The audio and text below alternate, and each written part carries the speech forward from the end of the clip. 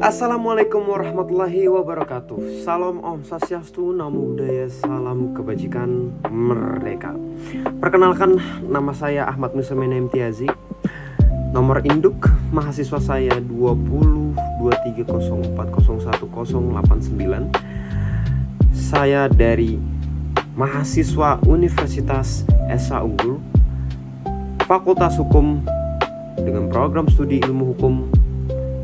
Video ini saya buat dalam rangka memenuhi tugas individu pada mata kuliah hukum internasional yang diampu oleh Bapak Ogian Hafidz Juanda, SH, LLM, CLA, CPARB, CM, LC, CME. Pada video ini, saya akan membahas dua hal utama. Pertama, kerangka teori dasar dalam hukum internasional, dan kedua, penerapannya pada kasus yang saat ini sedang menjadi sorotan dunia, yaitu perkara dugaan genosida di hadapan Mahkamah Internasional atau International Court of Justice atau disingkat ICJ. Selamat menyaksikan. Sebelum membahas kasusnya, penting bagi kita memahami dasar teorinya dulu. Hukum internasional itu adalah keseluruhan kaidah dan asas yang mengatur hubungan antar negara serta subjek hukum internasional lainnya, seperti organisasi internasional dan individu dalam konteks tertentu. Nah, menurut pasal 38 Statuta Mahkamah Internasional terdapat 4 sumber hukum internasional. Pertama, perjanjian internasional atau traktat. Yang kedua, kebiasaan internasional yang diterima sebagai hukum. Yang ketiga, prinsip-prinsip hukum umum yang diakui oleh bangsa-bangsa. Dan keempat, keputusan pengadilan serta pendapat para ahli sebagai sumber hukum tambahan. Ini adalah salah satu konsep fundamental dalam hukum internasional, adalah jus cogens, yaitu norma maksa yang bersifat mutlak dan tidak dapat disimpangi oleh negara manapun. Bahkan melalui perjanjian internasional sekalipun, larangan genosida, larangan perbudakan, dan larangan penyiksaan termasuk dalam kategori jus cogens ini. Lalu ada Konvensi Genosida tahun 1948. Ini instrumen hukum utama yang mengatur soal genosida adalah Convention on the Prevention and Punishment of the Crime of Genocide tahun 1948 atau Konvensi Genosida 1948. Nah, konvensi ini mendefinisikan genosida sebagai tindakan yang dilakukan dengan maksud menghancurkan, baik sebagian maupun seluruhnya, suatu kelompok bangsa, etnis, ras, atau agama. Tindakan tersebut mencakup pembunuhan anggota kelompok, penyebab luka fisik atau mental yang serius, penciptaan kondisi hidup yang bertujuan memusnahkan kelompok, lalu pencegahan kelahiran, hingga pemindahan paksa anak-anak dari kelompok tersebut ke kelompok lain. Nah, penting bagi kita untuk membedakan dua lembaga yudisial internasional yang sering ketukar nih, yaitu yang pertama International Court of Justice, yaitu ICJ, adalah organ yudisial utama Perserikatan Bangsa-Bangsa atau PBB yang menyelesaikan sengketa hukum antar negara, sehingga pihak yang berperkara adalah negara melawan negara. Sementara itu, ada International Criminal Court atau ICC, mengadili individu yang diduga melakukan kejahatan internasional seperti genosida, kejahatan perang, dan kejahatan terhadap kemanusiaan.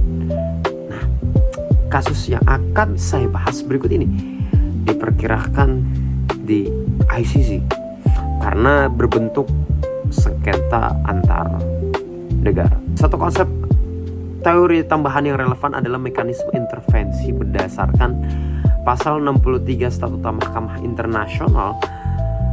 Pasal ini memungkinkan negara pihak dalam suatu konvensi multilateral untuk mengajukan deklarasi intervensi dalam suatu perkara guna memberikan interpretasi hukum atas ketentuan konvensi yang sedang disengketakan. Meskipun negara tersebut bukan pihak yang langsung bersengketa. Pada Desember tahun 2023, Afrika Selatan mengajukan gugatan resmi ke Mahkamah Internasional dengan judul perkara Application of the Convention on the Prevention and Punishment of the Crime of Genocide in the Gaza Strip. South Africa versus Israel. Dalam gugatannya, Afrika Selatan menuduh Israel melakukan tindakan yang memenuhi unsur genosida terhadap warga sipil Palestina di jalur Gaza dengan merujuk langsung pada konvensi genosida 1948 yang telah saya jelaskan sebelumnya. Nah, kasus ini terus berkembang. Pada bulan Maret tahun 2026, Belanda dan Islandia secara resmi mendaftarkan deklarasi intervensi dalam perkara tersebut. Bergabung mendukung posisi Afrika Selatan berdasarkan mekanisme pasal 63 Statuta ICC yang tadi saya jelaskan. Nah, langkah ini menunjukkan bahwa semakin banyak negara yang secara resmi menyatakan keprihatinan hukum terhadap situasi di Gaza melalui jalur formal pengadilan internasional, bukan hanya melalui pernyataan diplomatik. Right. Jadi ada bisa nih negara-negara ini melakukan pernyataan secara formal melalui mekanisme pengadilan tanpa harus dengan pernyataan-pernyataan yang seolah diplomatik. Jadi bisa mendeklarasi.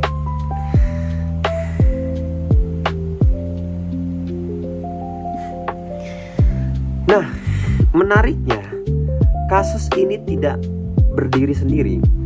Ia berjalan bersamaan dengan tekanan hukum internasional lain yang menyasar Amerika Serikat dan sekutunya tentu terkait kebijakan mereka atas Palestina, sekaligus terkait krisis hukum internasional lain seperti situasi di Venezuela. Sejumlah pengamat menilai bahwa jika dunia ingin mempertahankan tatanan global yang beradab, maka tidak boleh ada satu negara pun, termasuk negara adidaya, yang dianggap berada di atas hukum internasional. Jadi tidak ada tuh konsep negara yang superpower. Jadi seolah-olah hukum internasional itu dikesampingkan gitu. Karena I'm the superpower, I'm the superpower country. Akhirnya ini apa sih? ICC ini apa sih? Jadi dikesampingkan, itu gak boleh itu. Parah itu. Ada pula kasus Gambia versus Myanmar yang sidang terbukanya dimulai pada 12 Januari tahun 2026 di Den Haag.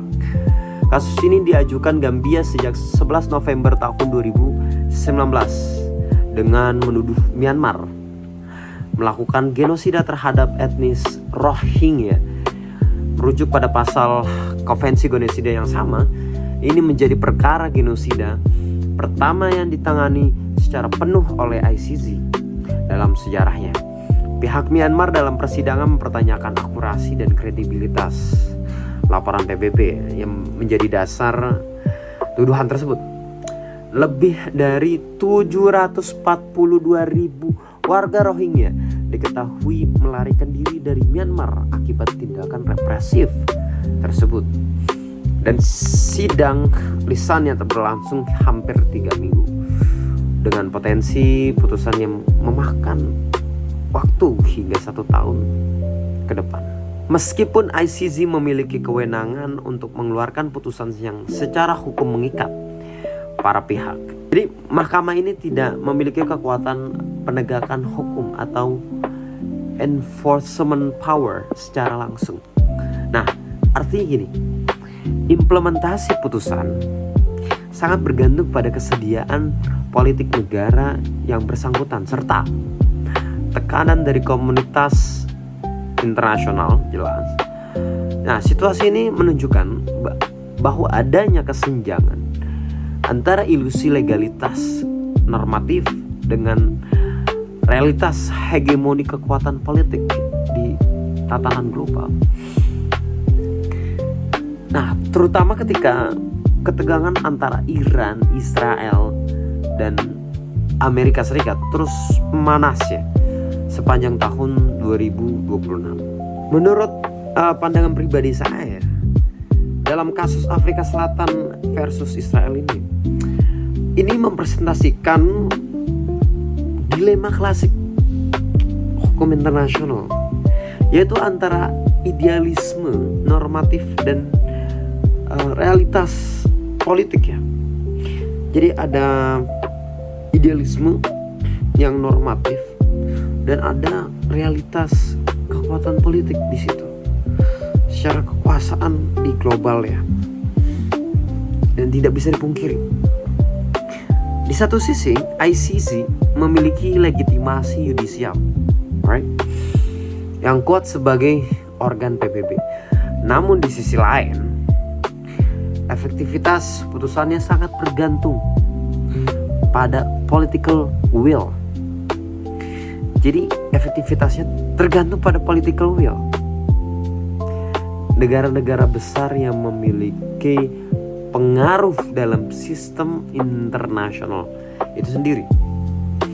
Nah, bergabungnya Belanda dan Islandia ini sebagai negara intervenan menunjukkan adanya harapan bahwa tekanan kolektif dari berbagai negara dapat memperkuat legitimasi moral dan hukum dari gugatan ini.